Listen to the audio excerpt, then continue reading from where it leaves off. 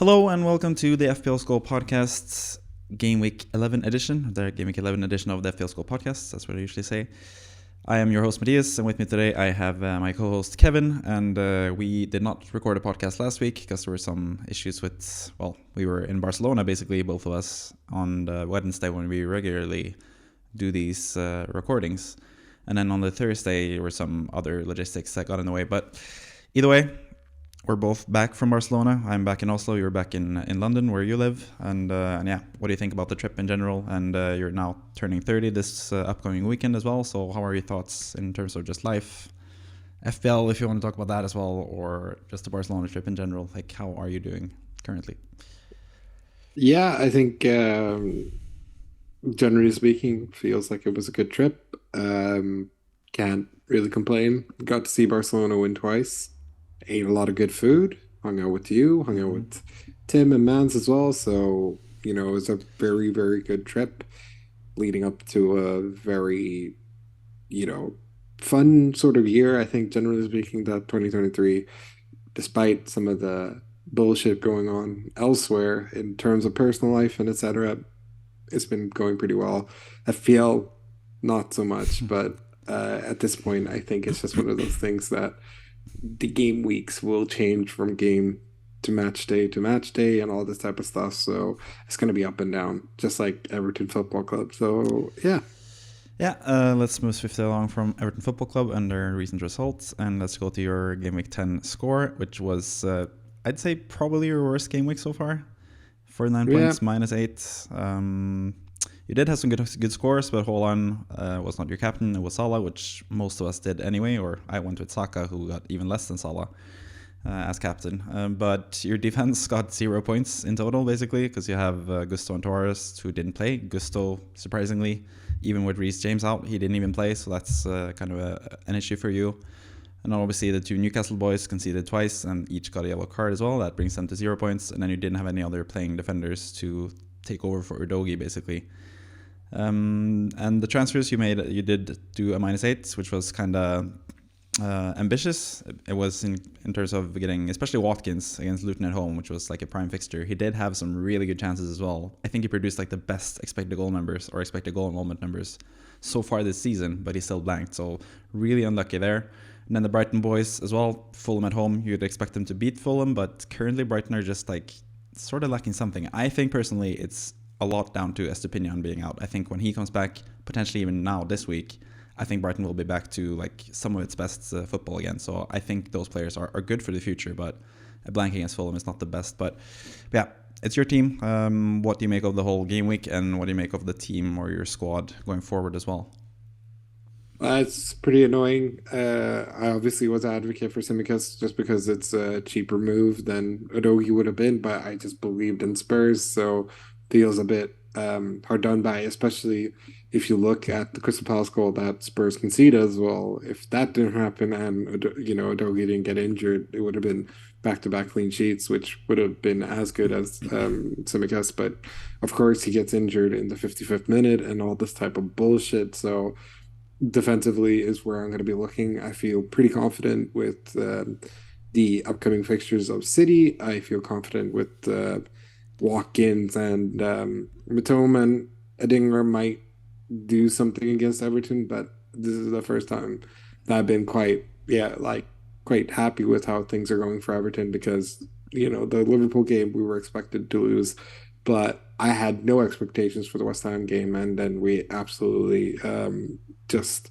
showed sort of the old school of science grit and determination because everything could have easily, not to say that West Ham couldn't have scored, but this is the first time where I'm like, okay, we could have easily have scored more, and they actually looked good defensively as well. It wasn't just we were creating a lot of chances and then we just conceded a bunch of goals. We actually looked just like a decent side for Yeah. once, which is really great. Other than that, surprised Saka didn't do more in a colossal win.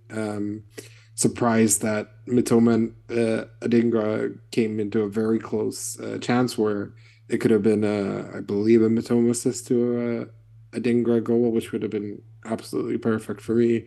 And yeah, of course, Watkins being the fucking troll that he is every time I bring him in. Even That's last true. year was very similar. True Uh, shit.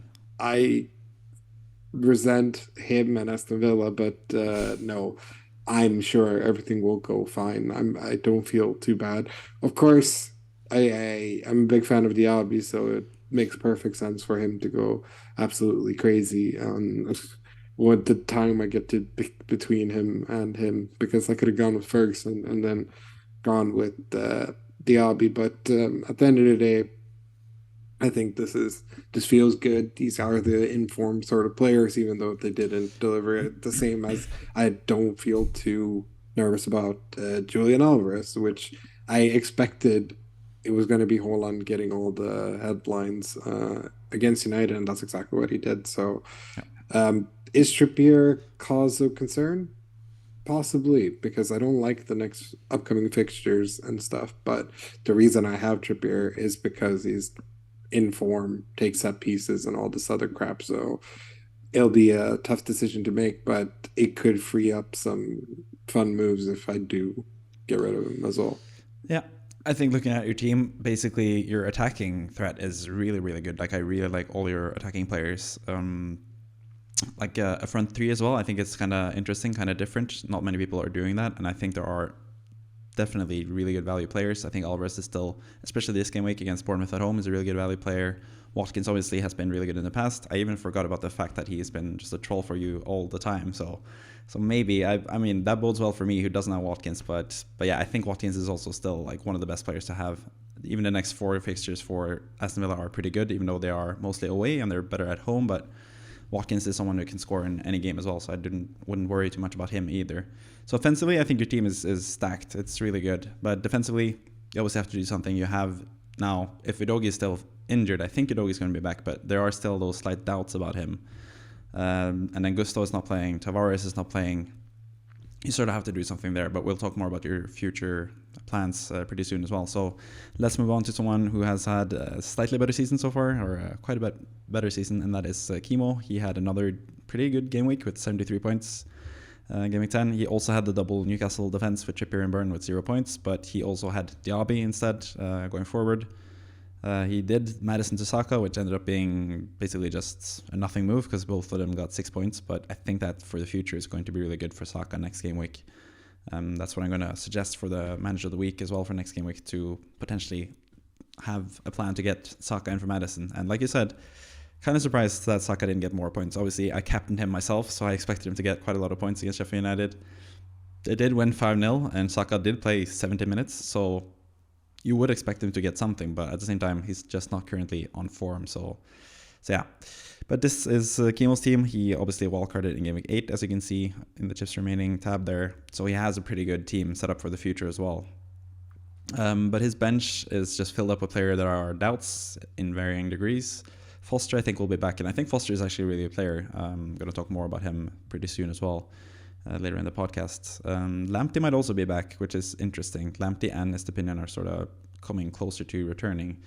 So I think, especially Kimo, now that he has Lamptey, I think him bringing in Estepinian at some point would also be really fun, because then he'd have either Estepinian if he plays or Lamptey if he plays. He basically has like the backup option there, which I kind of like.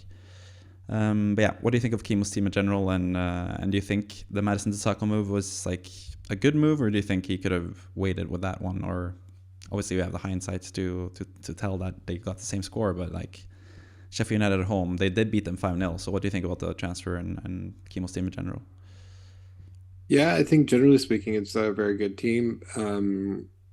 I think sort of diversifying yourself in the sense of having a Arsenal player when their fixtures are decent and doubling up on Spurs who are going to go through a more tougher schedule and got some random matches like that. Eventually, the sort of spark will sort of die out in terms of having both Madison and Son, as we've seen with countless double ups that people have done, including Arsenal midfielders in the past. So, or the absolute dog shit that was the Man United double up that some people were, funnily enough, willing to do in that regard. So I think always my preference, like I don't like the fact that I've doubled up on Brighton midfielders, I'd prefer if I went with like someone like Mitoma, and if I had the funds, for example, Diaby or something like that. Yeah. But you know, Saka is a penalty taker as well. Arsenal are arguably the second best team in the league, even though Spurs are doing really well in the season. I think Saka is the right move. Saka is a brilliant player. Not to take anything away from Madison, but it's just personally, I believe that spreading the wealth is a smart move because it's not going to be that every single game Madison and Son will do stuff, and if they don't, it hurts you massively. Like it did against Sheffield United, for example, when it was Kulusevski and Richarlison who bailed them out. Yeah, for sure. I tend to agree with you as well. Obviously, I really like Saka this game week. Like I said, I captained him. Also, super typical that Arsenal got a penalty right after Saka was subbed off. I mean, you don't really know if he was going to take the penalty because he keeps giving them away, and especially at that point when they were leading 3-0, maybe he would have given it away anyway. But yeah, kind of disappointed with Saka, but I think he's still a really good player to have, and I think he's like one of the most owned players to have in Premier League or FPL currently. So yeah, I tend to agree with you on that. We'll also talk a little bit more later about a certain other Arsenal prospect as well that I'm gonna go into more with the future plans. But let's move on to the manager of the week, and that is Mohamed Rahman, who got 95 points. And I'm gonna ask you, is there something you notice about this team that might have contributed to the 95 points, especially if you look at the bench and who's first bench? Yeah. Why? I There, mean, there has I was been there surprised has he, been there has been an automatic substitution with this team.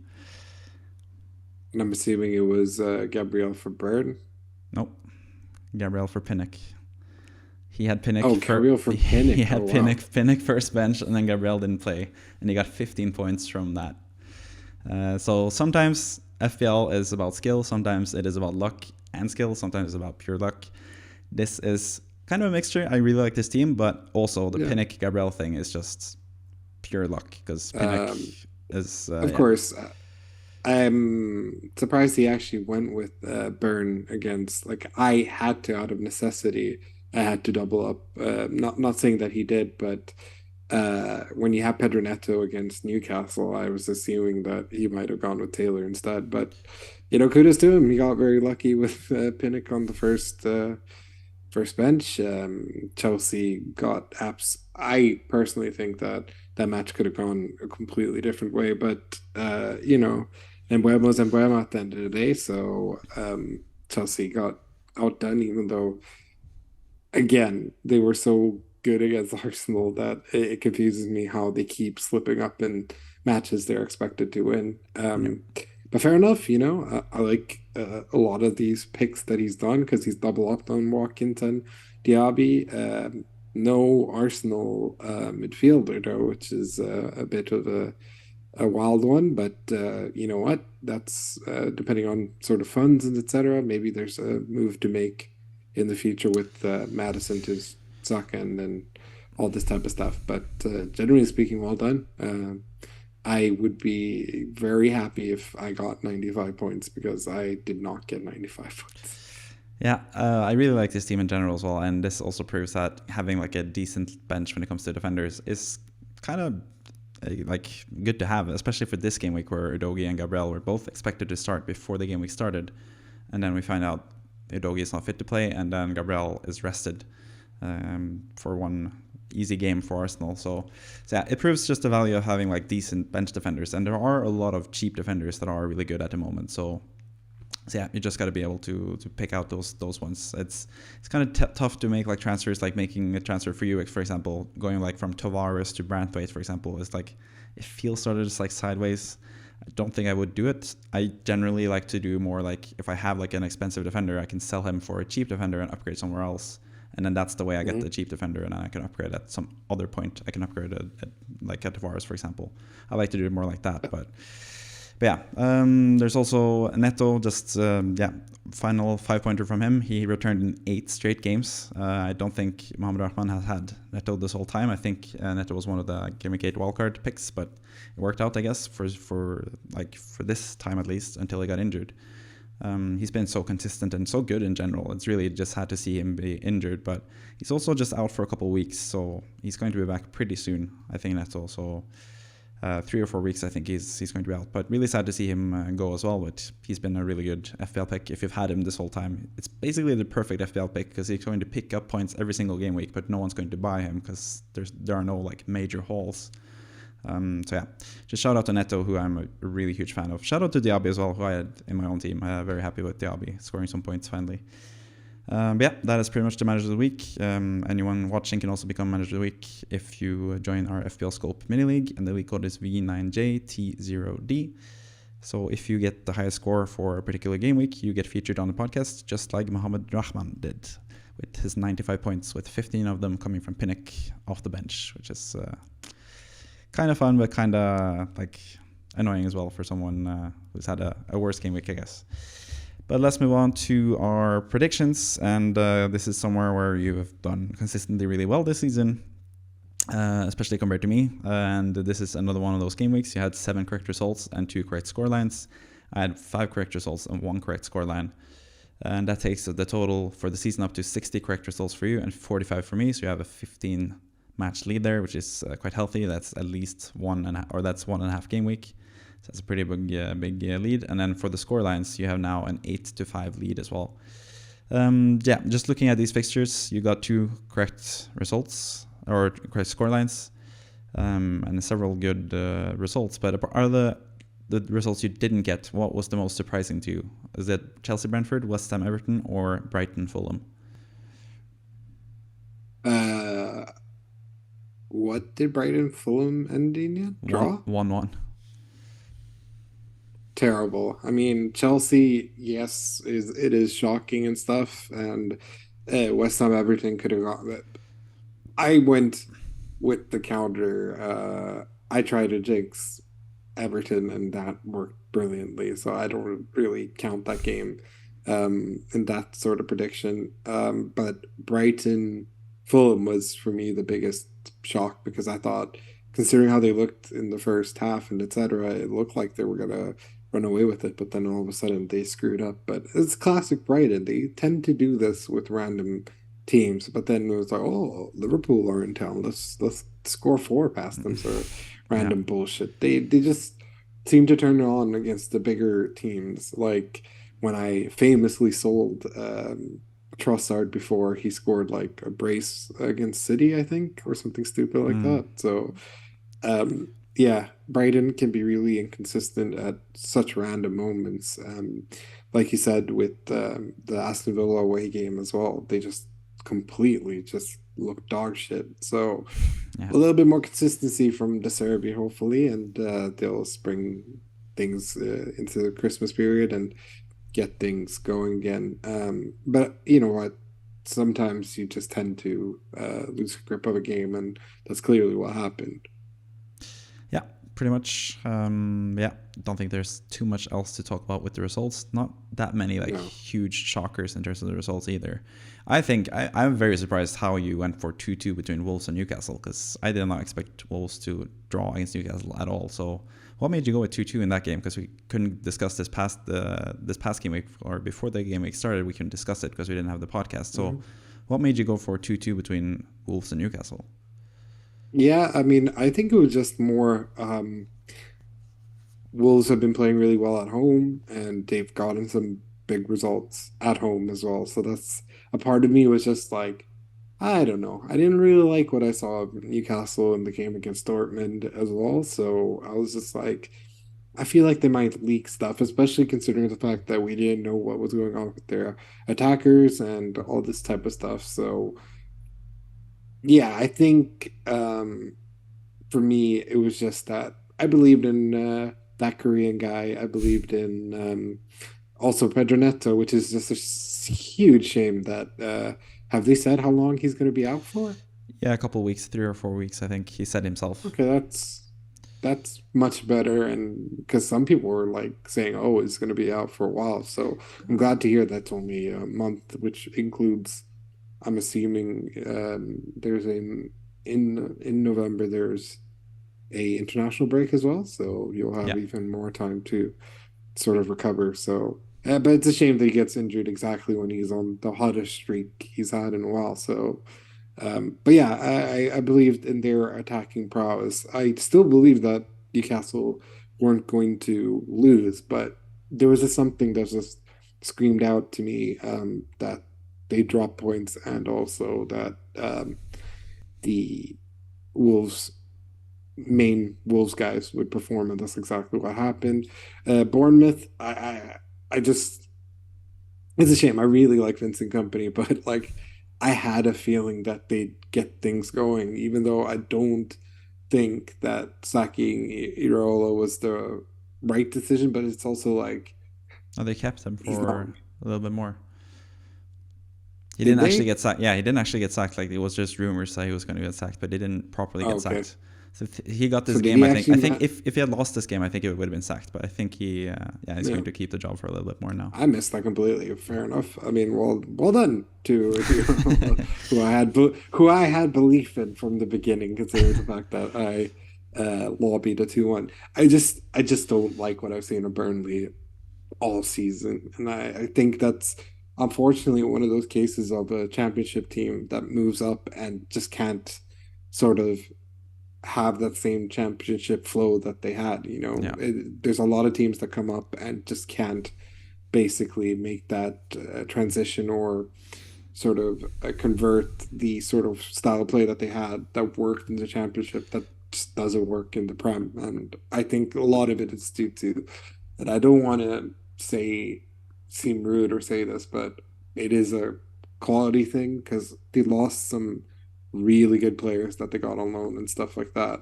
yeah. during this. And Nathan yeah, Tella man, especially.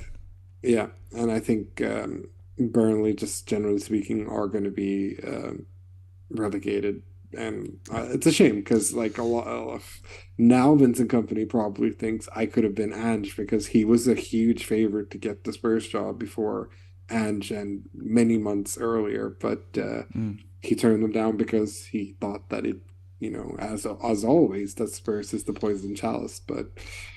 Yeah, man. Now he's probably regretting that Yeah. every second of the way.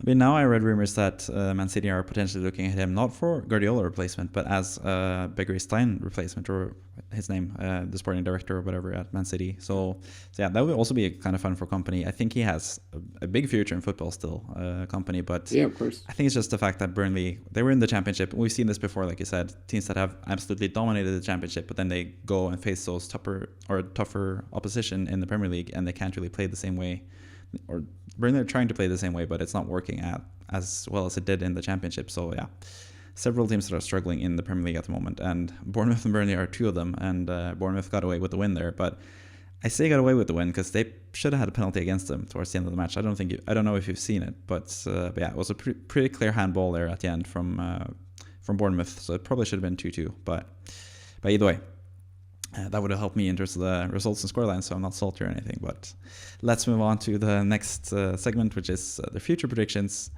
And we can go a little bit through each game here. The first game is Fulham against Manchester United, and we both gone with a 2-1 Manchester United win. I think this is what we feel is going to happen in most Man United games. We feel like they are just facing a really, really bad team, so you expect them to win, but not easily. But they always tend to mess it up, or sometimes they actually gotten the 2-1 win like they did against Sheffield United. So yeah, they have been pretty much just getting results when they haven't deserved it at some points, and then had some pretty shit results other than that as well. So yeah, how do you think about Man United's chances? Do you think it's a bigger chance that they win like easily, like 3-0, or do you think it's a bigger chance that they draw or lose? I think Fulham, must be feeling pretty good about the result against Brighton. So vibes are going to be up for sure. But I think Man United have to do a big response after, losing to Erling Haaland and Man City and losing to Manchester Derby. So I think that's going to be a big vital thing for them to just get things going again. So, and I say this every single time because they keep fucking things up. So it's a bit of a broken record, but I think I simply have belief in Man United because they're Man United, if that makes sense. Like they should Okay. be winning this game. So that's Yeah. why I want to give them the benefit of the doubt. I also just think Fulham have been dog shit in the entire season. I think they've been lucky to win some of the games that they've won, and it just Mm. hasn't looked good. I obviously when you lose someone of Mitrovic's sort of talisman and you replace him with a dwindling Raul Jimenez. Don't get Yeah. me wrong, on his day he was amazing, but he's nowhere close to what he's been. Obviously, Bobby Reed is great, but he's usually a number two to the number one. And when you Mm. don't have a number one striker, because Vinicius, I still think has a lot of talent and stuff. He's just not had that sort of talisman aspect to his game. So yeah, I don't expect Fulham to win. Yeah. I think 2-1 is a decent prediction, but I also was kind of tempted to just go with a draw because I feel like these teams are two teams that are Fulham as well. Like I mentioned, Man United managed to scrape some results here and there, but Fulham have been even better than Man United at getting results when they haven't played that well. So I think like a draw, a 1-1 or a 2-2 might be on the cards as well. But yeah, I think it's going to be a pretty even game. But I think as well, Man United should win this game, and that's why I've predicted Man United winning 2-1 as well. Then we go to Brentford against West Ham, and I have predicted a 3-1 win for Brentford. I am not that confident about West Ham currently. They're going to play against Arsenal now in the Carabao Cup right after we finish recording this. And yeah, I feel like they're going to go to this game with 4 straight losses. They don't have both Edson Alvarez and Lucas Paqueta are both suspended for this game as well. Did you know that, by the way, before you predicted West Ham to win 2-1? Yeah, I Yeah. did because they got suspended against us. Yeah. So in that True. regards, that the commentators like, oh no, they're gonna yeah. So um, in terms of that, yes, but I still believe that West Ham. I reckon West Ham are going to look at the Everton loss as a bad loss, considering the fact that Everton um, have been playing the way they have or in the position that they're um, in a regular sort of season where like I don't know, maybe this is Everton bias in that regards, but like I think West Ham treat Everton sort of as like a club that has similar ambitions and all this type of stuff and usually are battling out for those sort of spots. So in a regular season, it wouldn't feel that hard done by losing to Everton, but especially now considering how things have been and the fact that we might face deductions and just the sort of circus that Everton Football Club has been for 2 3 years now. This is going to be a loss that they probably weren't expecting because I bet they were thinking we're going to win comfortably at home Definitely. to a side that's struggling. So I think they're going to bounce back. I think Brentford have been really up and down and have been really irritating this whole season, including Wissa, that I have to do a special shout out for. Um, And that's the only reason, like, that I think that West Ham have a chance, and that's why I predicted them to win. I think they need to bounce back. The random loss to Olympiacos probably stings as well because that would have Yeah. been pretty much a guaranteed not promotion, but knockout.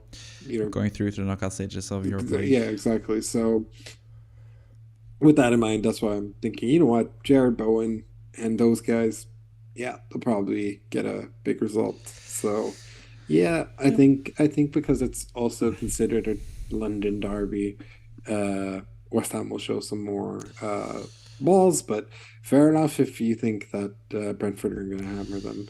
Normally, when me and you have gone the opposite way for West Ham, it ends up being a West Ham win. So congrats.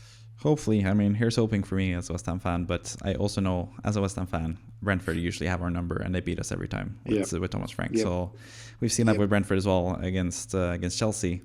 Some teams they just have them covered basically, and I think that's the case with Brentford and West Ham as well. So yeah, that's why I predicted a 3-1 Brentford win, but I'd happily take the 2-1 West Ham win. I'd take anything that I can get, especially now against Arsenal, but this podcast will come out after that game. So yeah, it's probably been a 5-0 loss for West Ham For as well. sure. Well, let's move on to Burnley at Crystal Palace. We have both gone with the same result, 1-1. not really much to say with this game. Two pretty lackluster teams, especially now at the moment with Crystal Palace. Just for FPL terms, Crystal Palace is a team that a lot of people are actually putting faith in still, because they have shown some really good defensive qualities in the past. But they don't have Eze now, and it sort of seem like they are kind of struggling without Eze. So do you think they'll be fine defensively without Eze? Like, obviously Eze is not a defender, but I think the fact that they can't really dictate games anymore as they did with Eze is biting them in the ass when it comes to defensive numbers. So I don't have that much faith in Crystal Palace. And it's seemingly you don't have that much faith in Crystal Palace either, because they have 1-1 against Burnley, which is one of the weaker teams in the league. So what do you feel about Crystal Palace going forward? Because they do have some really easy fixtures. Yeah, absolutely. I think the big the big issue for me is the fact that they can't dictate the matches, which should be the reason why it's going to be tougher for their um, midfielders to do anything and or defenders to do anything. Like the fact that Elise has, I don't think anyone was expecting Michael Elise to be out for what 10 game weeks now. Yep. Like they're clearly struggling because Eze needs Elise to sort of cover ground as well because otherwise it's just all focus on him.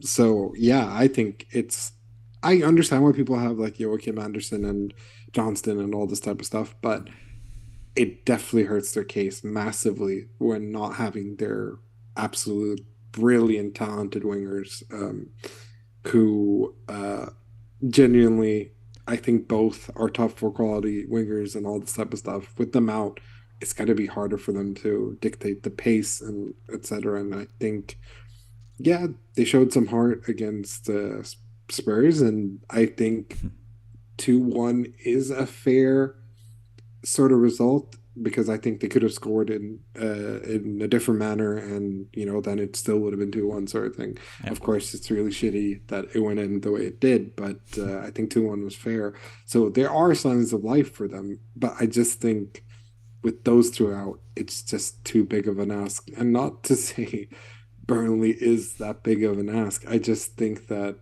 unfortunately Burnley have shown some signs of life at home. So I think you know what? I'm even gonna go as far as to say I might edge Burnley for a win here, but Mm-hmm. I obviously gone with the draw because I think that's the more realistic result. Yeah, I can see that as well. I can see Burnley finally getting a win. They should surely need it, and I hope the company is not his job is not under threat. But we'll see. Burnley did sack Sean Dyche, the magical Sean Dyche, before they got relegated. So let's see if that happens again, or if it happens with Sean Dyche, because we're speaking of Everton next, and that's Everton against Brighton, and you've gone with a Everton win, 3-2. So you're feeling pretty confident now about Everton, I guess, or do you feel not that confident No, in Brighton? Is that no. the thing? Like, what's the deal? I have 2-1 for Brighton for what it's worth, but what made you go for a 3-2 Everton win in this game? I mean, just generally speaking, I feel like something's got to give with our home record. Then I've also said that Brighton have been sort of inconsistent when it comes to playing away from home, and yeah, Everton have generally speaking had has a positive record against Brighton. I feel like, and I hope that that comes into play. Hilariously, though, I'm pretty sure we lost both of our home games recently to Brighton with like a 3-2 loss and a 4-1 loss or something like that. Mm. Some bullshit. Anyways, yeah, so part of me is just trying to ride the wave and be like, yep, I would really much enjoy a Calvert-Lewin hat trick and 2 goals from Matoma or something like that. That could be fun. Everyone wins, or even an Ansu Fati goal. It feels like it's going to be an Ansu Fati brace just to really rub it in. But you know what? Yeah, I think Everton if Everton play anything close to what they did against West Ham, I think it's wraps, to be completely honest, because I thought we looked like, even though we beat Bournemouth 3-0 and all this type of stuff, and we've had the um, magical win against Thomas Frank's Brentford as well.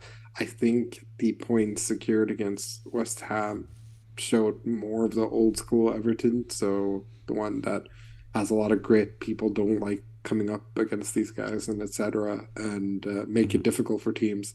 So that is the Everton I hope to believe in and see against Brighton. Yeah. Next up, That it's being said, yeah. wait. That being said, we could easily lose 5-0. But yeah, carry on. Maybe you could also win 5-1 like you did last year against Brighton. I was away Yep. from home, but still. I think 3-2 is sort of like a dream result for you if you could get point returns from Adingra and Mitoma, and then on top of that Everton win as well. It will be a win-win for you. But yeah, I mean I'll take that as well, especially if Mitoma gets a couple goals, and yeah, if Everton still win, that'll be fun. I think Everton are also a pretty good team at the moment, and Brighton are struggling. So yeah, it could be an Everton win. I think it would be more like 1-0 rather than 3-2 though, because I think Everton defensively at least, I was really impressed by, especially Jared Brantwaite, who I'm going to talk more about towards the end of this podcast as well. But yeah. Next up, we have a pretty easy game to predict, I guess, in terms of the winner. And we both have a major Man City win against Bournemouth. I have 4-0, you have 5-0. So yeah, not much to say about that. Who do you think scores the 5 goals for Man City if you have to predict? A hat trick from Haaland and one for Phil and one for Alvarez, probably. Yeah, that seems pretty reasonable. I think that's pretty much all that needs to be said about that game. I think that's going to be a really tough ride for Iraola, but he does have, at least in La Liga, he had pretty good records against Real Madrid, Barcelona, and Atletico Madrid. So maybe he could find some of that magic, but probably not, because Man City are looking pretty damn good currently. I think they've sort of turned a corner now, and this is about the time of the year where they just like basically hit the gas and just like win like 15 straight games. So I could easily see this being like a major result for them, and I'm just like pushing on from that. So yeah, that's the most interesting thing for me in this game, to just see if the Man City are fully back, or if it's just like they've bounced back a little bit now after a couple of bad results, bad losses. I mean, the point that I can just add to this is basically that I think that the best thing that we saw, and the thing that I know privately, and I think I have said, I mentioned several times in the podcast as well, is the service to Holland has to be on point. And I think in both the Champions League game and in the game against Man United, the service was pretty good. I Yeah, think Holland could have gone away with even more. I think Holland point that you like to point is the fact that his playmaking is a lot better than people give him credit for, yeah, and that was a very unselfish thing that he did in the game as well, where he could easily tried to go for the hat trick, a hat trick at Old Trafford. And yeah, instead, he just puts it on a plate for Phil Foden, which in reverse, I would have told you would never have happened, because for whatever reason, there was this period where Phil Foden just refused to pass the ball to Holland. I think that is sort of behind him now, and I would hope that he'd pass in that scenario. But yeah, it was quite ironic when I saw it happen. I'm like, yeah, I remember the time when Foden just kept refusing to pass Holland in easy moments. So I think that's going to be the very touch dependent thing. If he gets good service against Bournemouth, he's getting a hat trick. I'm even slightly tempted by a triple captain, because I'm just like, Holland is such a yeah. streak king in that regards, and this is a tasty fixture to do it. And will he get rested? Maybe. That would suck. So I doubt it, though. I reckon he's gonna get a hat trick, and we're all gonna captain him and be happy. I mean, he could get arrested, but that's sort of why we have Alvarez as well. So that actually, like you just making that comment, made me think, because that was my tactic earlier in the season: have Holland as captain and Alvarez as vice captain, just in case Holland doesn't start. Then you have Alvarez as the starting striker, which is really good. But yeah, Holland does have a point to prove as well. He did, deservedly so, I think both of us can say, finish second behind Messi in the Ballon d'Or rankings, but a lot of people felt like he should have won it. So he has a point to prove as well. So I think that also is something in his favor for this game. Next game, we have also another agreement, that is Sheffield United against Wolverhampton. I think Wolverhampton have been a lot more impressive than we expected this season. They don't have Pedro Neto, of course, which is going to be a downside to them, but I think that only downgrades from a 4-0, 3-0 win to a 2-0 win against Sheffield United. I think they should still be easily able to beat Sheffield United like 9 out of 10 teams have done so far this season. So yeah, 2-0. Is there any chance that Wolves might struggle even more now without Neto, or do you think they'll still have enough firepower to get 2 goals behind the Sheffield United defense? No, Cunha's been back into it again and FPL relevant, and that Korean guy has been amazing, and Pep should really learn his name. Yeah. And yeah, I think that they've got some good players in form. It's just a shame, like we said about Neto, but I think Sheffield United are in complete disarray, and you must hate the fact that yeah, that Sanderberg went from one sinking ship to the other. I should have just joined West Ham instead. So, yeah, I think Sheffield United, unfortunately, are favorites to get relegated. And considering we never have bet, I don't think there's a single time I've not bet against them in that Yeah. regards. And I think It's worked out well so far. yeah, so yeah, so I think Wolves are still going to comfortably do it, and it's kind of great to see because a lot of people expect the Wolves to get relegated this season because things weren't looking good for a long time, but seems like they're slowly getting a little bit of flow into the club, and that's great to see because I like a lot of the players that are there, Yep. and hope to steal a few of their players going forward, including Pedro Neto. Yeah. Yeah, let's move on to the next game. Newcastle against Arsenal. We both have a draw, but we have pretty different draws because I have 0-0 and you have 2-2. So for me, the reason I went with 0-0 is basically history. Last year we saw a 0-0 result between these two teams. I think Newcastle are quite a bit better offensively this season, but I also think Arsenal are quite a bit better defensively this season. So I think it's going to sort of even itself out. And we saw Arsenal as well keep the clean sheet against Man City. I think defensively they are really, really sound. So yeah, I think 0-0 is a decent prediction here, but yeah, I could also see it being a high-scoring game. I could see it being a win for either of the teams as well. I think it's a really hard team or a game to predict in general. So yeah, 2-2 you have.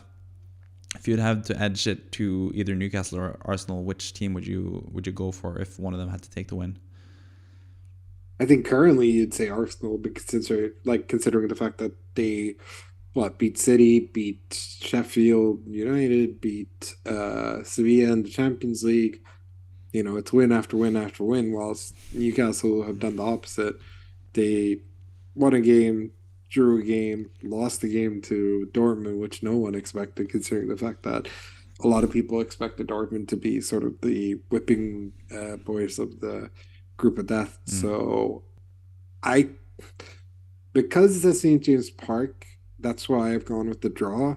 And I would normally back Newcastle in this regards, but I think this is the time where Arsenal, if they really want to win the league, this is the time that they get that win and iron it out. And West Ham, Declan Rice, I just automatically associated with West Ham, as most West Ham fans really should, considering everything he's done for the club.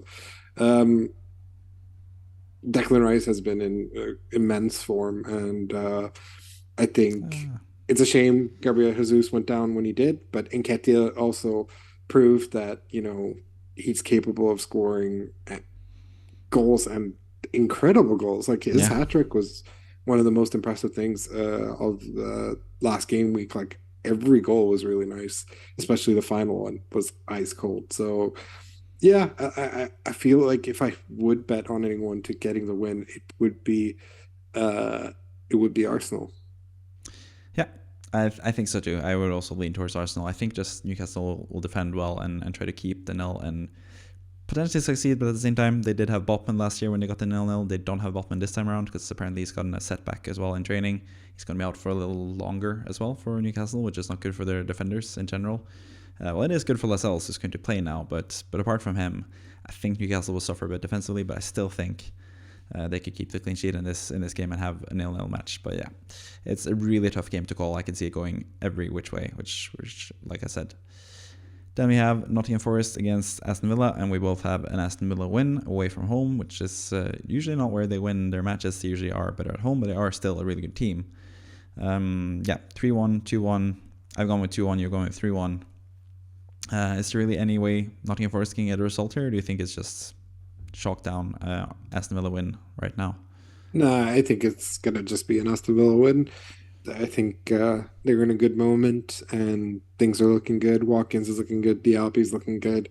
Douglas Luiz, the most overperforming player of all time, is looking good. So yes, it's not a home game, so I'm not expecting as big returns from him. But you know what? They're looking good. John McGinn is also the guy who hilariously once said, "Don't pick me in your FPL team." Is starting to, show up with some goals and assists here and there too. So yeah, I think Aston Villa are just going to coast to a victory here. I've given Nottingham Forest the one goal because a love me some Malanga, Sweden Yeah. represent, and also they do tend to just score the random goal at home regardless of the opposition. And you know what? Yeah, I'll see them scoring a goal, but nothing more. If they score more than a goal, I'll be very impressed. Yeah.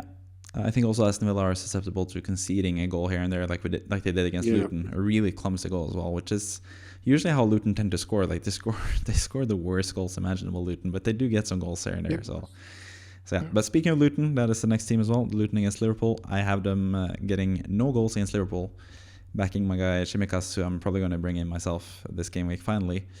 So I've gone with a 3-0 win for Liverpool. You're going with 4-1, so we both have a 3-goal margin here for Liverpool. Yeah. Yeah. What are you looking for in this game? Like, there's not really too much to say about this game because we both expect a huge Liverpool win. But yeah, what do you see happening in this game in general? I see Darwin scoring again, who Yeah. I maybe should have brought in. I see Salah scoring again because goalies can even gift him goals. That's the sort of form he's in right now. And because that's a reference to the fact that Turner literally, I don't know what he was doing Yeah. in that moment. But yeah, I think Mohamed Salah is just in such good form currently. I think Liverpool have looked great. I'm surprised that Gravenberch isn't getting more and more playing time because he's looked really impressive Really good. too. And of course, classic Bayern Munich, just getting super talented players, never playing them, and then all of a sudden they're really good somewhere else. Like, yep, Yeah. that tends to happen when you're a super talent. So, um, yeah, I don't. I gave, I gave Luton the benefit of the doubt because they do score the odd random ass goal. Yeah. So, and Liverpool are sort of suspect. They're really.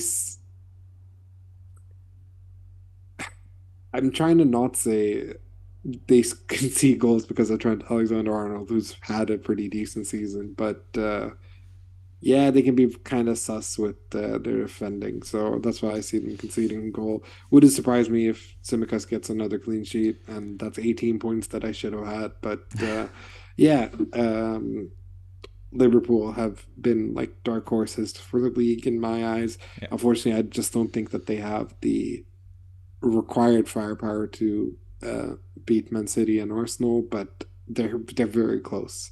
They're very, very, very close, Yeah. and yeah, they're just going to keep trotting on.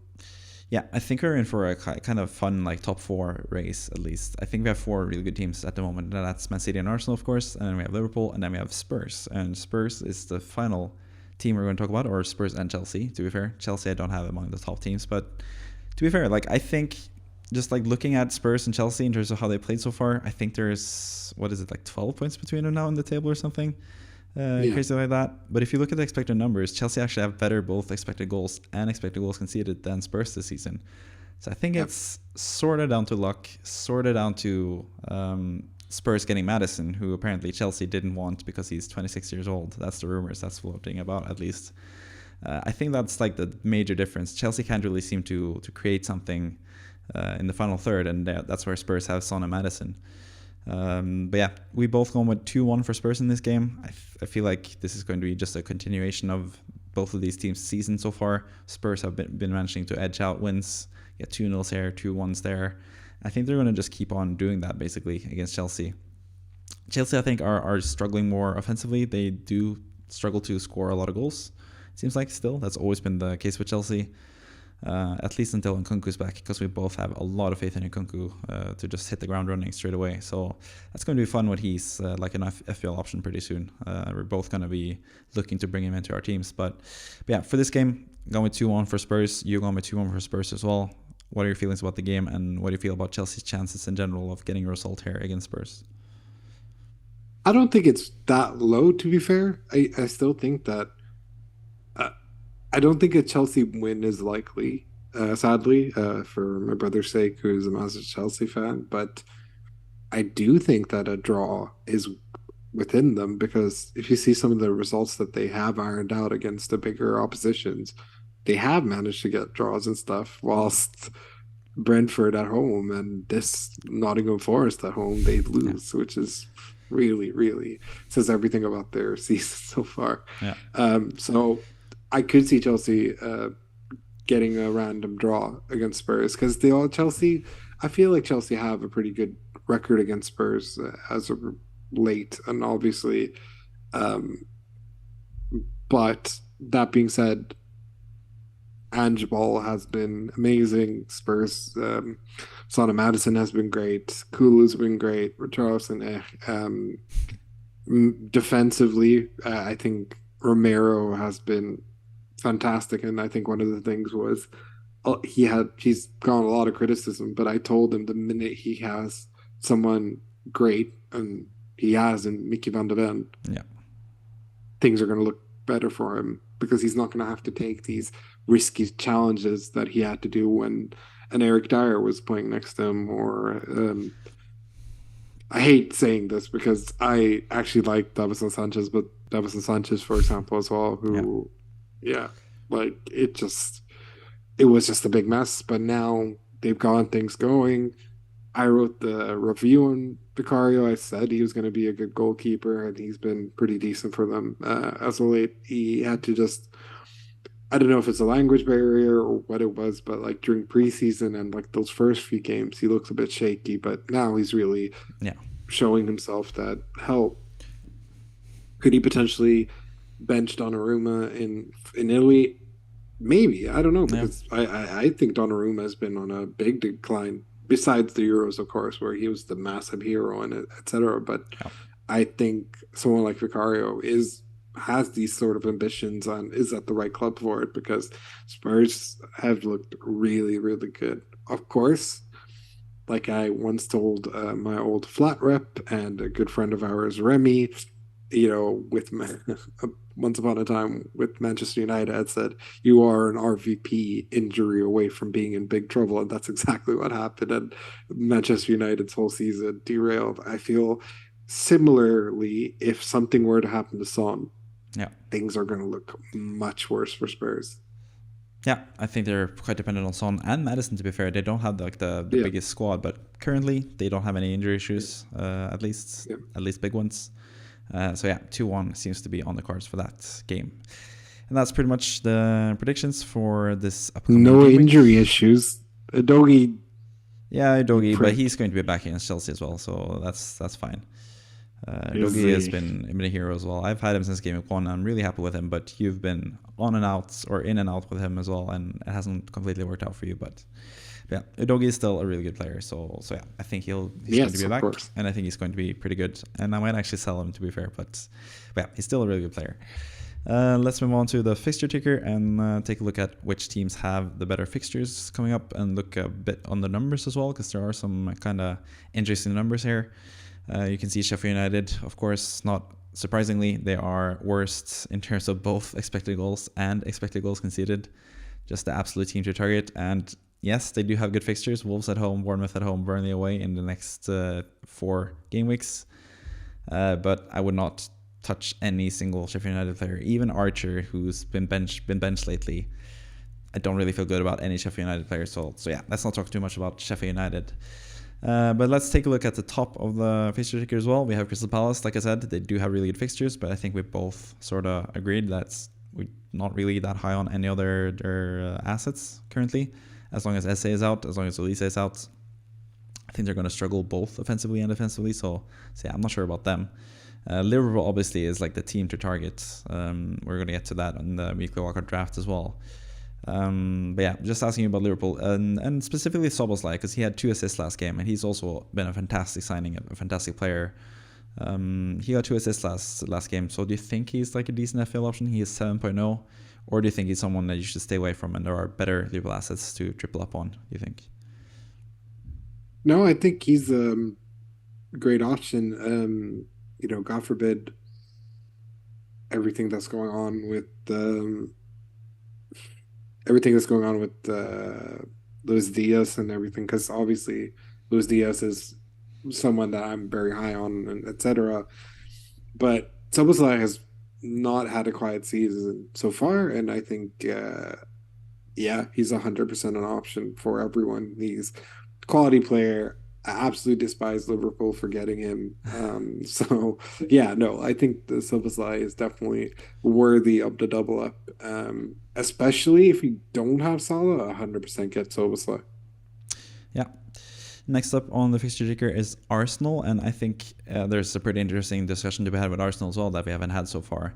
And apparently there are rumors now that Jesus might be out until mid-December actually, so he's going to be out for like at least like 5 or 6 or 7 game weeks potentially. And that would include all these fixtures that you see before you now. So they do have a tough fixture now against Newcastle away. I wouldn't like say for anyone to bring in Arsenal assets for this game week. But from game week 12 onwards, game week 12, 13, 14, 15, Eddie Nketiah is 5.5, and he did just score a hat-trick. We both really liked his goals. Is he someone you would look into getting in to your team, or do you think you have Alvarez, Watkins, and Haaland, you can't really ditch any one of those guys? Like, how do you measure, for example, Alvarez up against Nketiah from next week onwards, game week 12 onwards? Because obviously this game week, Alvarez has Bournemouth at home and Nketiah has Newcastle away, but after that, Man City's fixtures are second from the bottom here. Chelsea away, Liverpool at home, Tottenham at home, Aston Villa away. Meanwhile, Nketiah has Burnley at home, Brentford away, Wolves at home, and Luton away. So if Jesus is out until mid-December, is that potentially a move you're looking into, or are you still just keeping faith in Alvarez? Like, how do you feel about Nketiah in general?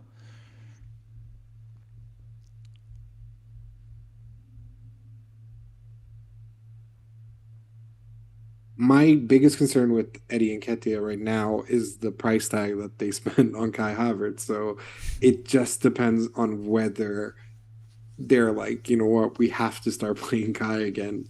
But considering the fact that the man got a hat trick, I don't think Eddie will get benched until it's like they need to rest him or something like that. I think he'll get renewed faith, and he does get renewed faith because I'm pretty sure in most scenarios he got to play over Havertz in that position. It's just that he'd been a bit wonky and not performing, but hella hat trick and a bit of a bait player in that regards. But could I see myself getting rid of Julian Alvarez for him and saving the money? Yes. Yeah. Arsenal's matches dictate that. I think a part of me is regretting not just getting Gabriel or Saliba when I was recommended it over Adogi because Adogi went down. Uh, and, obviously I would have had some clean sheets here and there. So, yes, I completely understand why people would want to do an Arsenal triple up with these next coming games because Burnley at home should probably be a comfortable 5-0 again, unless they rest players again. Brentford away is always a random one, but I feel that Arsenal do tend to do well against Brentford. They lost their And opener when Brentford got back into or uh, got into the Premier League. They lost 2-0, but I think yeah, of after that course. they've done pretty well. So yeah. Yeah. And I think Wolves at home is also a good game. And Luton, like, if they have any title ambitions, they're winning 4 out of the next 5, sort of thing. So, and I think they will, to be honest. So, yes, especially if if he scores against Newcastle away, Eddie Nketiah is properly back, and that makes a very easy switch. I don't think I have to be hasty enough to do it now, especially when Yeah. Alvarez has Bournemouth at home, and yeah, because Jesus Christ, yeah, that is some difficult matches for Manchester City. And doubling up on their offense when they're playing a bunch of these teams, yeah, it's going to be tough. Whilst I think Liverpool at home and Spurs at home, I reckon it will be City wins. It'll be tough to look away from Holland currently, considering Holland is a streaky player. So, yeah, I think I'm not going to keep the faith, even though I really like Alvarez, because the matches dictate that. Yeah. Potentially maybe even going for Ferguson if he's for sure going to start every game, and the Everton match will be a good way to see that because if he's a starter as well, Burnley at home, Brentford away, Wolves at home, sorry, Sheffield United at home, Nottingham Forest away, Chelsea and Brentford at home. Those are good games too. So I think actually, yeah, I think that might be the case. I might be switching Alvarez out unless he gets like a hat trick against Bournemouth and you have to keep him sort of thing. Yeah. Like I think next week is going to be a audition week for a bunch of players, pretty much. Yeah, I think it's a very interesting question for Game Week 12 as well, the Alvarez versus Nketiah thing. And I think it also depends on how your team is looking. But looking at your team, and you need those funds in defense more than in offense, I feel like, especially if you can get Nketiah for 5.5, 5.6, depending on price changes and stuff. Yeah. I think for your team, that might be worth it. I'm not 100% sure about my own team, though. I might try to look into getting enough money to do Archer to Nketiah, just have like the triple up instead. But at the same time, I'm also pretty high on another guy from Liverpool, Darwin Núñez, who has really good fixtures. And it seems like now he has pretty much a starting spot as well. I feel like he's like the current starter for Liverpool. So a lot of good strikers that we can talk about as well.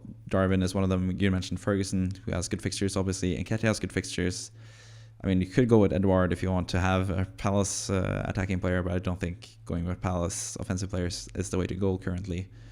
So yeah, there are a lot of good offensive or forward picks you can choose between. But yeah, at the lower end of the table, though, you have both Chelsea and Man City, which are really good teams, but have some tough fixtures. So yeah, we mentioned Alvarez. He's someone you would like to sell potentially next game week. Haaland, I assume, is going to stay in your team regardless, even though he has tougher fixtures. Like you said, he is a streaky player. Chelsea players, I don't know. Are there any Chelsea players that you would have an interest in currently, or are you just looking away from them for the next 5 game weeks and then reassess after that? I'm just waiting for Nkunku's return. Whenever Yeah. he comes back, he's 100% back in the team, which makes these sort of decisions a lot harder. Uh, yeah. And am I considering also maybe Darwin instead of Watkins? Maybe. Yeah, maybe. I mean, that is a different option as well. It's Yeah. sort of like, it's sort of in FPL terms, FPL is mostly basically just a mental game of like trying to overcome like different biases and stuff. And yeah, you do have like the sunk cost fallacy, of course, where you don't want to give up on Watkins already after just one blank. And I still, for what it's worth, I think Watkins is more than good enough. If you look at Aston Villa's fixtures as well, Nottingham Forest away, Fulham at home in the next 2, I think you could easily give him those games. And then in game week 13 as well, Darwin has Man City away after the international break where he's usually rested. I think that's one of the big things, or good things about Darwin, to be fair, though, that we know the game week 13 fixture is a no-go for him. You can easily bench him in that game week, and he's most likely going to get benched and rested for that game after international break. And then he'll probably be fit to play again for the Fulham game. So yeah, I think especially for game week 14, personally with my team as well, I can't really bring in Darwin currently. So I'm also looking to potentially game week 14 to potentially bring him in if he has proven that he's still a starter at that point. So yeah, that's something you could look into as well. But yeah, for now, I think Watkins is still a decent pick, but he is a troll for you, so so maybe it's best to move on. But Darwin is also famously a troll, so yeah, it's tough to choose basically. But let's move on to how that would look in the team, having Darwin in your team, because in my weekly wildcard draft, I do actually have Darwin. He's one of my new inclusions, and one of the guys that I removed to get Darwin is actually Watkins. This is on a wildcard though, which is different from just like selecting a regular team and doing transfers, because obviously transfers worth 4 points by itself. But on a wildcard, I'd definitely go with Darwin, I think, over Watkins at this current moment in time. I also made this team before the news of Jesus being out for a while, and I think with that news in mind, I would try to find that 0.5 to upgrade Foster to Nketiah. I am pretty high on Foster, to be fair. They do have really good fixtures. 3 of the next 4 are home games. And even though Burnley are pretty bad, Foster has had pretty good numbers, even in tough matches so far this season. And that should be noted as well with Burnley. Maybe they can turn things around, because they do have some easier fixtures coming up, rather than the tough fixtures that they had at the start of the season. But yeah, I'd probably try to get that 0.5 somewhere. Maybe downgrading Bowen to someone like Diaby, for example, would give me enough to go with Nketiah over Foster with the news. I also have Lascelles coming in, because he's probably going to play for a while now with Botman being injured. I think taking advantage of injuries is basically something you have to do in FPL as well. So what do you think about this team in general? What do you think about the players that have dropped out? Some pretty big names: Watkins, Mitoma, Ferguson, for example. I did bring in Bowen and Adingra after blanks, which is kind of crazy, but at the same time, I have a good feeling about those guys. So yeah, what do you think about the team in general? Any big misses? Any big players you're missing? What do you feel about the team? No, generally speaking, I think it's as good as it gets. I guess the one omission is maybe Diaby, because Diaby's notoriously known for being streaky as all hell as well, especially when he was playing in Germany. But other than that, can't really complain. I think this is as good as it gets. Yeah, like I said, you could do Bowen to Diaby and then have Nketiah for Foster. That would be the alternate team. Yeah. But that being said, I think that's perfectly fine. Just keeping it as it is. I think a lot of these players will perform. So not having Son this entire season has pissed me off massively, and I've always liked Son. That's the worst part. I mean, I was the guy who had him against Southampton those many moons ago. So, but yeah, things are looking good in terms of this weekly wildcard draft. So yeah, not much to say really. Maybe Turner, because that guy is eventually gonna get dropped, but. Who can you really replace him with? No one. So yeah, that's the thing. It all looks good. Like the goalkeepers are just bad, and that's why they are the 13th and 15th pick in this draft. Because I don't really feel confident about either of them, to be honest. West Ham have looked pretty terrible defensively this season. Areola does have really good fixtures, so that's why I've gone with him. But I could easily also go with, or at least before the Nketiah thing, my plan was potentially going with Raya if you had the extra funds. But now I would rather triple up with Gabriel, Saka, and Nketiah rather than doing Raya. And without Raya especially, not that many good goalkeepers in general, I feel like, currently. Could go with, again, I've also tripled up on Liverpool, so Alisson is also someone that's blocked out from that. Could go with, I mean, you can't go with a Brighton goalkeeper because they keep switching between Steele and Verbruggen. So I think for goalkeepers, it's just keep or get Areola and just stick with him, I guess. Like, I wouldn't really do any goalkeeper transfers. I have sort of a conundrum there myself, because I have Turner as a backup goalkeeper. Like you said, he's going to be dropped pretty soon, probably. And then I have Flecken as the starting goalkeeper. You also have Flecken as a rotational partner for Areola, but I think I'm just going to stick with my goalkeepers and just let the goalkeepers get their 6 points max. I don't really care that much about goalkeepers, so let them just not use too many funds and have a better attack or defense in my case. But I also want to talk a little bit about one of your heroes for Everton, Jared Branthwaite, because I was super impressed. I've been super impressed ever since he got back to the Premier League as well. I think he's been really good, but especially now against West Ham. It's particularly one moment of the match where Mikel Antonio had basically room to run in for West Ham.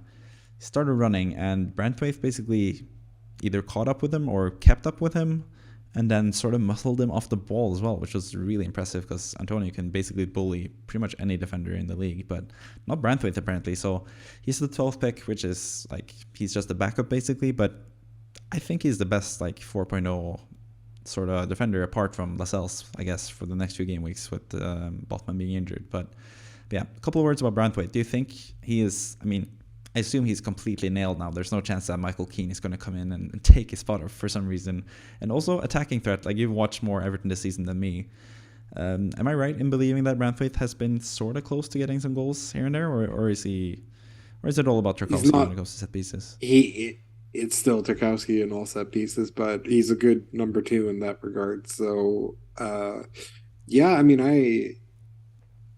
I've been telling you now that he was going to be the breakout player for us, and that it really frustrated me that he wasn't starting every game from the get-go of this season, especially after his really successful loan at PSV. So yeah, it's I'm really happy for him. I think the fact that we extended his contract and now that he's playing every game, yeah, he's essentially not benchable in that regard. So I think he's once we have a good run of fixtures and we are actually looking stable, he's such an easy person to stash on the bench and even start down the line. So yeah, 100%. I have a lot of belief in him. I think he like Michael Keane should never play a game for us ever again if Brandwaite is the person you bench. No chance. Like there's a reason why his contract got extended as long as it did, and we love him. Like all Evertonians love him. So I don't see a, a place in hell where he gets benched all the time again. Like he's gonna 100% like Dyche will. I'll yell at his bald face if Renwick constantly gets benched over, you know, Michael. Yeah, whatever you want Yeah, to we say. we saw what happened when Michael Keane had to come on against Liverpool. He created one of the dumbest penalties we've seen so far this season. So yeah, Branthwaite all the way basically. I just wanted to give a shout out to Branthwaite because I think he's a really like underrated player. I think Garner as well is also someone that I've talked a bit about with Everton. Yeah. He's not getting the plaudits that he deserves. I think Everton have a lot of good players in general. And like I said to you in messages this past week, I think Everton now are finally at least at the level of West Ham, if not even better than West Ham currently. So yeah, hats off to Everton and Sean Dyche, to be fair, who has been sort of in trouble. But it seems like now, finally, if you look at the fixture ticker again, looking at the numbers for Everton, 6.53 in terms of expected goals conceded the last 6 games. That's really, really good. So defensively, you've definitely turned a corner, and it's good to see for you guys. You've deserved some good luck now after a couple of terrible years lately. So yeah. Let's move on to your Game Week 11 plans. And yeah, you have a couple of potential transfers listed, and it's mostly down to defenders. So you have a couple of different options, and Shimikas is basically the main man to get, I guess. But you have mentioned some other defenders that you might potentially get, including Gabriel, potentially Estepinian if he's back from injury. Currently, what are you leaning towards? Who are you leaning towards selling, and are you leaning towards buying Shimikas or someone else in defense? It's the thing about Shimikas is it's very dependent on what's going on with Andy Robertson, and I'd rather get someone who I know will start every game. So that's one of the main things, include like for example, Matty Cash, who normally plays all the fucking time.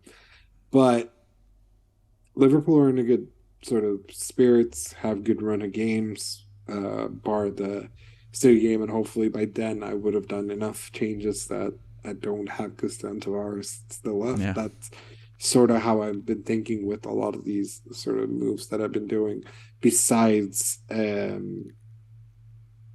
potentially benching or sorry, potentially selling Alvarez next week. Yeah.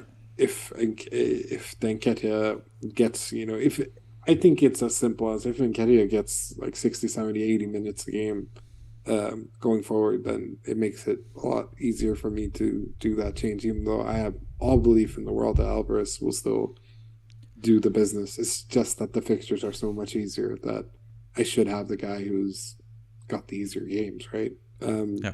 I say as someone who had Bruno Fernandes and Rashford at some point in the season. That didn't go so well. So yeah, and I also think that Newcastle have shit matches going forward.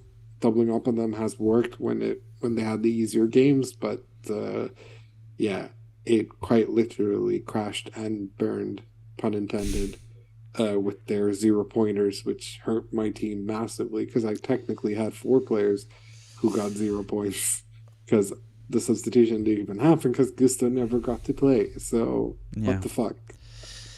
I mean, Yeah, so I think I don't like doubling up on defenders from the get go. So yeah, I think Burn and Trippier one of them will be the likely candidates. Right now, it's looking like Burn, even though he's Bernino, and I'll never forget the goal he scored for me and only me. But yeah, because my issue then becomes if Udogie doesn't start against Chelsea, I'll Yeah. again go without a player. Whilst I know for sure Trippier and Burn will play, but Yeah. if I think it's gonna end 2-2 like I predicted, Could be 2 and assists for it's Trippier, to be fair. pointless. Yeah, to Could who be a goal from Burn, Burn. then not. Yeah, then I'm very happy. But I mean, anything can happen. yeah, But yeah, I think that's also the issue for you. If you get confirmed news that Udogie is starting, go ahead, sell one of the Newcastle defenders. If you get confirmed news that Udogie is out, I think potentially selling Udogie is probably the more thing you have to do straight away. Because yeah, you want enough playing players, because I don't think Tavares or Gusto are going to play their matches as well. So you kind of need that third defender, because you can't go with a 2-5-3 formation and have Gordon in instead. yeah, So yeah, I think it's pretty much like injury news dependent. Like I said, with Andrew Robertson, I think he's going to be out until about the new year, just about. I'm not 100% sure about the confirmed news there. So I think that leaves you enough time to have Tsimikas for the good fixtures, and then have enough time to sell him as well. For me, that's not an issue, because I have my wildcard left. You don't have your wildcard left, so you have to think a little bit more like long term with your moves. But I think Tsimikas is going to play for enough game weeks where you don't really have to worry about it that much, because as we know as well, we're getting close to December where there are game weeks coming thick and fast. So I think Tsimikas is still like a safe player for you to get, even though you don't have any other defenders to back him up currently, like you said. So yeah, I think it's basically injury dependent on you. And if Udogie is confirmed to start, I probably would lean more towards selling Trippier than Burn personally. I have not backed Trippier this whole season, and it has burned me, no pun intended, a couple game weeks. But now it seems like the tide is turning a little bit, and finally me being steadfast in the anti-Trippier sort of move might benefit me in the end, or not benefit me in the end, but at least help me in the next few game weeks.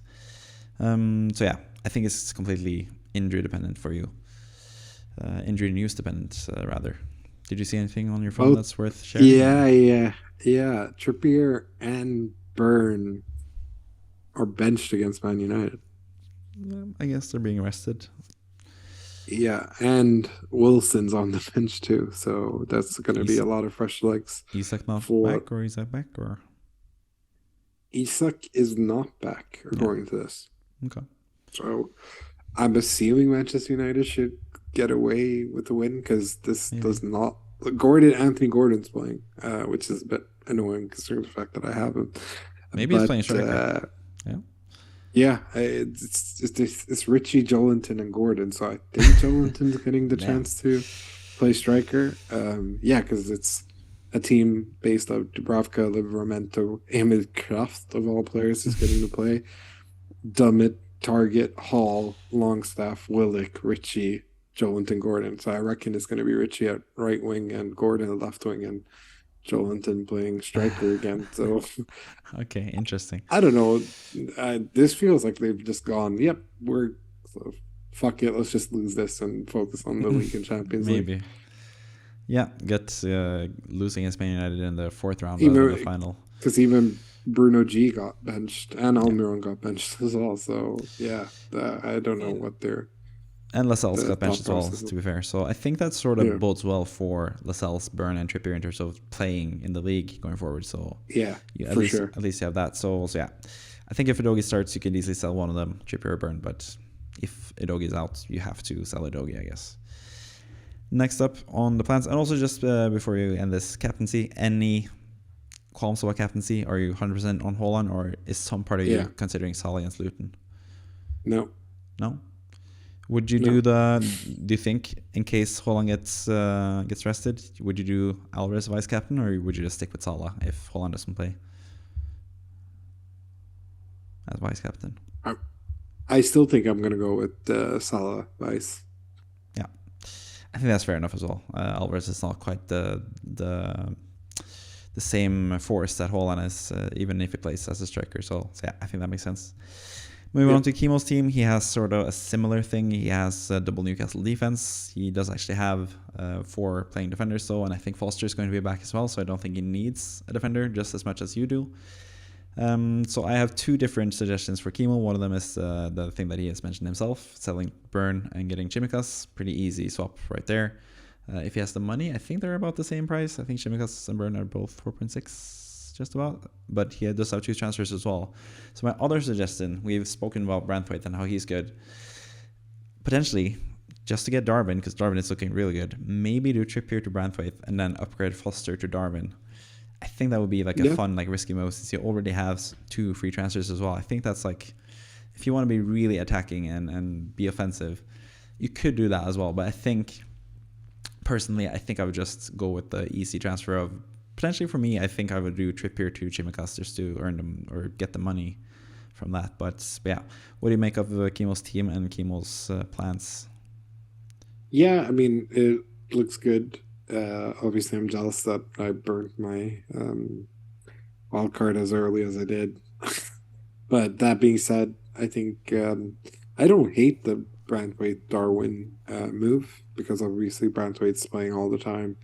Darwin adds a little bit of explosiveness into his starting 11 as well, so he doesn't have to be so dependent on playing 4 defenders and etc. So I don't hate that move at all. I don't also hate him just getting Shimikas as well. So all decent moves. I know Kimu, he's a bit of a gambler, so but maybe Darwin's just a gamble too far for him because he always constantly likes to let us know how dog shit Darwin is. So yeah. He does not like Darwin, so probably he won't go with that. But yeah, I think it's just a fun suggestion if you want to be super offensive with it. But I think also just like doing the 1 transfer and saving your 2 transfers when you don't really need to do 2 transfers is also like an advisable move. Like I think you've seen that with your team this past game week as well. You did a -8, and if you had 2 transfers, it would have only been a -4. So having 2 free transfers is always a good idea because yeah, you never know when you're gonna need your transfers to your team as well. So yeah, I think Burn to Chimikas is still, or Trippier to Chimikas, or even put a Porro to Chimikas. Like those are decent options for sure. So let's move on to the final bit of content we have for this podcast, and that is the manager of the week and his plans going forward, Mohamed Rahman. And there's obviously the one big thing is Neto being injured, so that's like the immediate move I thought about was doing Neto to Adingra, and that leaves this manager, who also has 2 free transfers to be fair, leaves him with 0.7 in the bank, which is just enough to do Madison to Saka next game week when Saka plays against Burnley at home, and Madison has a pretty tough away fixture, if I don't remember incorrectly. But you could also potentially do both Adingra, Neto to Adingra, and Burn to Chimikas, and then you still have the 1 free transfer next week with the money intact to do Madison to Saka. So would you do both transfers here and get Chimikas? I mean, if you do Neto to Adingra, you can bench Pinnock, I guess, against West Ham, or Taylor against Crystal Palace, and bring in Adingra from start.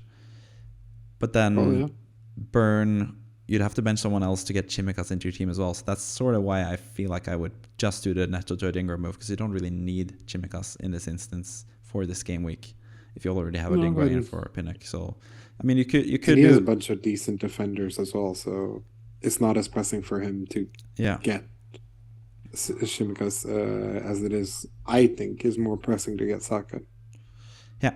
So I think this game week I don't think Saka is that pressing because they play Newcastle away. But next game week, having the money, I think Adingra, just doing the simple 1 move for Adingra and then getting Saka in for Madison next week is perfect.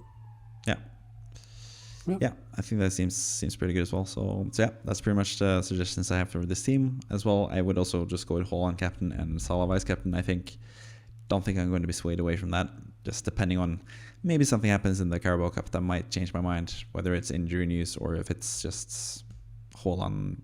I don't know what would need to happen apart from injuries to make me switch from Haaland to Salah. But yeah, exactly.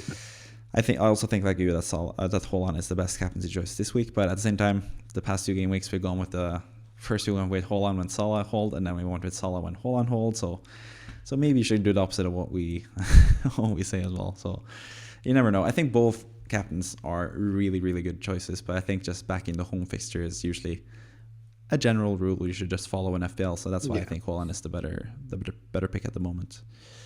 Mhm. And that basically wraps up the podcast. Like I said previously as well, you can be Manager of the Week next week if you join the FPL Scope Mini League, and the league code is V9JT0D, as always. And as always, I'm going to leave the last word of the podcast to Kevin Nisanka. So take it away and end this podcast for us, Kevin, please. Yeah, fuck the international break that's happening mid-November. I can't stand it. Every time I see it, like I'm like, oh, this game week looks fun. This game week looks fun. Why is there a week break? International break. So fuck the international break. Next time you'll see me, I'll be 30 years old, which is gonna be a fun life change. So we'll go from there. We'll take it from there. And yeah, fuck Liverpool. Bye bye. Vamos.